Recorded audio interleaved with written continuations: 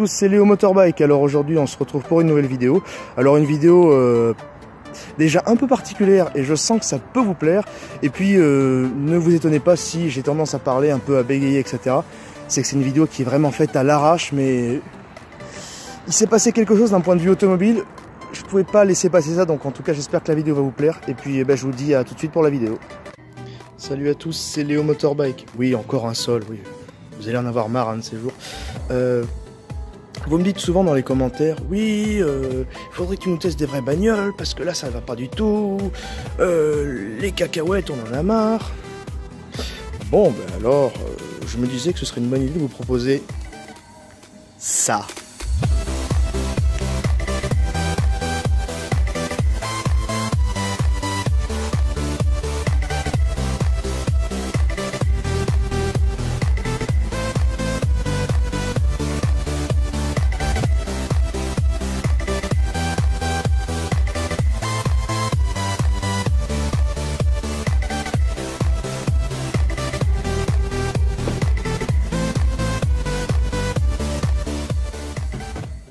Et oui, ça change. Hein. Donc pour cette première vidéo où on va parler de la vraie automobile, on va dire, ben, on peut dire qu'on commence vraiment très fort puisque voilà quoi, la dernière Tesla. Donc qu'est-ce qu'on peut en dire? Ben, c'est une voiture qui est quand même un peu plus petite que la Model S. Bon là, comme je suis en fait dans une concession, on le voit pas forcément, mais on voit par exemple à côté d'un Model X qui est quand même beaucoup plus gros. Voilà, Model X 100D, pour ceux qui veulent savoir. Donc voilà, donc je vous propose de faire un petit tour de la voiture. Bon alors celle-là je pourrais pas l'essayer. Et c'est bien dommage, parce que 460 chevaux, 0 à 100 en 3 secondes 5, c'est une supercar, quasiment. Donc voilà, je vous propose de passer déjà sur tout ce qui est le côté de la voiture qui est absolument lisse. Vous voyez, avec comme d'habitude les portières, les poignées de porte, cette fois non pas qui se rentrent, mais qui sont des vrais poignées. Alors c'est quand même électrique, donc voilà,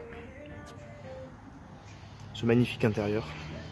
Enfin, personnellement au départ j'avais quand même du mal parce que j'étais attaché à l'écran central pour la vitesse, etc. Mais est-ce que c'est si gênant que ça d'avoir cet écran là? Je sais pas encore. Je vous dirai ça tout à l'heure. Je vous mettrai mes impressions quand je monterai dans la voiture. Voilà.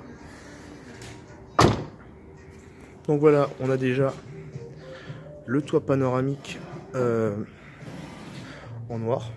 Donc voilà, pour faire un petit dégradé sur la voiture. Les jantes, ce ne sont pas les fameuses jantes qu'on avait vues en 2017 pour la sortie de la voiture. Enfin, pas exactement, mais où en fait on avait l'enjoliveur. Là c'est directement des jantes talus, enfin, etc. La voiture est en couleur rouge parce que pour l'instant c'est la couleur qu'on aura le plus vue sur les premières Model 3, on va dire, qui seront en France. On peut voir bon, la luminosité est assez forte sur le téléphone, mais on peut voir des magnifiques signatures lumineuses comme ça à l'arrière. Comme c'est une électrique, du coup l'arrière est extrêmement sobre. On n'a pas de pot d'échappement, pas de diffuseur, etc. On a simplement ici les deux petits feux anti-brouillard, l'inscription Dual Motor et du coup la plaque au format américain qui nous dit bien l'origine de cette voiture. Alors ici on peut voir les énormes disques avec les énormes étriers de frein. Du coup on va passer sur la face avant. Les caméras ici, là et à peu près partout. Là par contre je sais pas trop, j'ai vu que ici et là, mais du coup pour l'autopilote. Du coup la face avant, comme beaucoup diront, on dirait un peu une Porsche. Elle a les petits côtés de Porsche Panamera, mais comme c'est complètement lisse finalement, on a l'ADN en fait de Tesla en fait. Ici les feux de jour avec les prises d'air, ici les veilleuses US et les clignotants, le logo, du coup les rétroviseurs, etc. Bon après, il faut quand même qu'il reste un peu normal. Donc voilà, je vous propose maintenant de passer sur l'intérieur de la voiture. Salut à tous, c'est Léo Motorbike. Oui, encore un sol, oui. vous allez en avoir marre un de ces jours. Vous me dites souvent dans les commentaires, oui, il faudrait que tu nous testes des vraies bagnoles, parce que là, ça va pas du tout. Les cacahuètes, on en a marre. Bon, ben alors, je me disais que ce serait une bonne idée de vous proposer ça.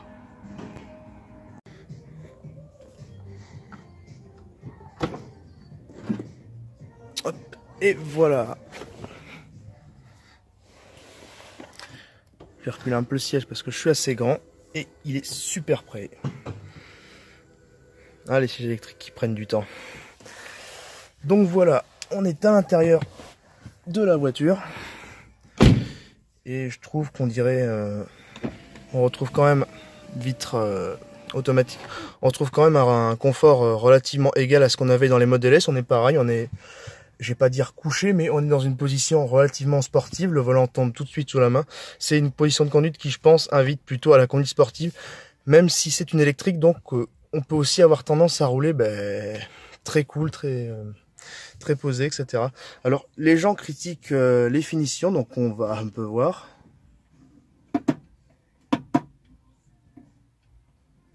Ah, c'est vrai, le mec d'Automoto se trompait pas, c'était... Bon, comme je sais pas le fermer, je reviens. Eh, j'avais pas remarqué, mais je me suis retrouvé en fait avec la portière ici. Je me suis dit, attends, mais il n'y a pas de poignée. J'ai regardé ça, j'ai fait, non. Et voilà, donc la poignée comme ça. Avant d'aller voir le coffre, on va passer un peu sur les sièges arrière. Donc voilà, je vais m'asseoir un peu sur la banquette. Alors, faites pas forcément attention s'il n'y a pas beaucoup de place ici parce que je suis quelqu'un d'assez grand. Donc voilà, donc ce sera pas vraiment représentatif.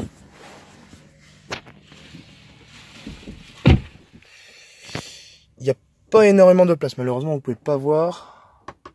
Donc j'ai essayé de mettre le plafonnier, il n'y a pas énormément de place. Bon, moi qui suis habitué avec mon grand gabarit, ça va pas forcément me gêner, surtout que le siège est extrêmement reculé là. Il est presque même trop loin pour moi d'ailleurs. Pas forcément beaucoup de place, après c'est qu'un avis personnel, surtout que je suis très grand.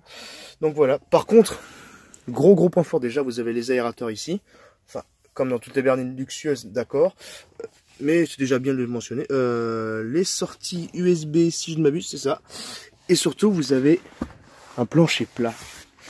Je sais, tout le monde l'a dit sur cette voiture, mais il y a un plancher plat, c'est quelque chose d'absolument excellentissime. Il n'y a pas de tablette comme sur les monospaces, mais bon... Après voilà, le plafonnier en haut qui fait une lumière qui est plutôt sympa en fait. C'est pas très représentatif à la caméra, mais c'est une lumière qui est assez douce et qui est pas aveuglante, même si c'est une LED en fait. Après j'imagine qu'en pleine nuit, faut savoir que là on la voit très brillante, mais en fait elle est moins brillante que ça. Et ça nous permet de voir sans vraiment être aveuglé. Donc du coup voilà pour la banquette arrière. Donc voilà avec les petites signatures lumineuses. Hop. Le coffre qui est une malle et non pas un haillon, contrairement à la Model S. Ah oui, quand même. Si, quand même. Attendez, je vais essayer de vous trouver. Bien sûr, on peut pas mettre la lumière. Mais bon, vous avez en gros 1m10, 1m10 en gros. Et ici, environ 50-60 cm. Donc, on peut très facilement mettre une valise soute et peut-être une valise cabine. Enfin, en tout cas, comme ça, une valise soute, c'est sûr. Une valise cabine ici, c'est sûr. Après, ça dépendra du sens. Mais c'est un coffre qui est quand même assez correct. Vous avez les petites lumières ici, comme d'habitude, pas très aveuglantes, mais qui, à mon avis, font largement le job. Et puis voilà.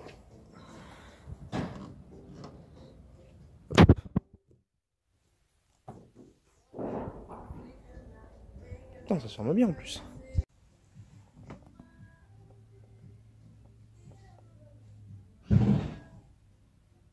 Bien, maintenant on passe sur le coffre. Le coffre qui est situé à l'avant. Alors évidemment, rien d'exceptionnel. On peut peut-être mettre une valise cabine, mais sachant qu'on a déjà un coffre à l'arrière, c'est quand même quelque chose de plutôt sympathique. On peut mettre un petit sac à dos, un truc comme ça. Donc même si le coffre est on va dire rikiki, c'est quand même un petit plus qui peut être sympathique en fait. Alors pour fermer le capot, on va faire comme sur la Model S. Clac. Bon, par contre, j'ai déjà trouvé un souci sur la voiture. J'ai ouvert le coffre du coup pour vous montrer. Mais du coup, le coffre, si vous le fermez à la manière d'une Model S, le coffre ne ferme pas. Alors est-ce qu'il faut claquer la porte ou est-ce qu'il faut ou est-ce que c'est un défaut du véhicule? Je ne sais pas encore, je vous répondrai ça tout à l'heure sur la conclusion du véhicule, mais en tout cas voilà. Donc du coup je vous refais un rapide petit coup, les belles signatures lumineuses qui sont plutôt pas mal, hein, c'est des signatures à LED, mais quand même voilà. Alors je pense que quand les médias en fait critiquaient je vais essayer de les recadrer bien, critiquer certaines finitions de la voiture, je pense que c'était quand même des choses comme ça qui peuvent être assez floues pour des personnes qui ne connaissent pas du tout la voiture et qui la voient pour la première fois, comme moi. Du coup voilà, enfin pour le coffre arrière, pour toutes les portières, il n'y a aucun souci, mais voilà, c'est toujours le souci de ces trucs avant. Moi donc du coup je vais demander à la personne qui s'occupe de la concession de bien vouloir le fermer, parce que bon, péter une bagnole à 50 000 balles, c'est pas forcément une bonne idée, mais je vous propose d'aller voir l'écran. Donc voilà, donc maintenant on passe sur l'écran, on va dire la pièce maîtresse de cette nouvelle Tesla Model 3. Alors en fait vous avez deux parties, j'ai déjà un peu essayé de contrôler l'écran avant. C'est pas quelque chose qui personnellement je trouve très ergonomique au premier abord en fait, mais une fois qu'on a pris à mon avis conscience de tout ce qui se passe, on peut aller très vite. C'est comme je veux dire, c'est comme sur un iPhone. Moi qui suis sur Android, ça me rappelle un peu quand je suis un peu perdu sur iOS. Mais dès qu'en fait on a pris la main au bout de 3-4 minutes, finalement on s'y retrouve. Ici on a les informations propres à la voiture, c'est-à-dire par exemple ici les phares, les machins le témoin de centralisation. Ici vous avez ça c'est le rétroéclairage de l'écran, les modes de conduite, le pilote automatique, la navigation, le limiteur de vitesse, etc. Ici vous avez tout ce qui va être musique, GPS et navigation. Ici vous avez la climatisation, comme je vous ai montré tout à l'heure, avec la clim on va dire bisone. Vous pouvez régler en fait la hauteur, etc. Ici vous avez la ventilation qui ici est désactivée, la température comme sur n'importe quelle voiture, j'ai envie de dire. Et puis voilà. Donc bon, il est un peu tard, la concession est fermée, donc je pourrais pas vous montrer le poussin péteur. Par contre je vous conseille à la limite les vidéos d'automoto, POA, et puis voilà. Donc voilà, j'espère que cette vidéo vous aura plu, et puis j'espère que le nouveau concept, de changer un peu la limite des VSP vous aura plu. Dites-moi s'il y a des choses à voir dans la vidéo, s'il y a des choses à améliorer dans la vidéo. N'hésitez pas à mettre un pouce bleu ou un pouce rouge si la vidéo vous a plu ou pas. Et puis moi je vous dis à la prochaine. Allez, ciao!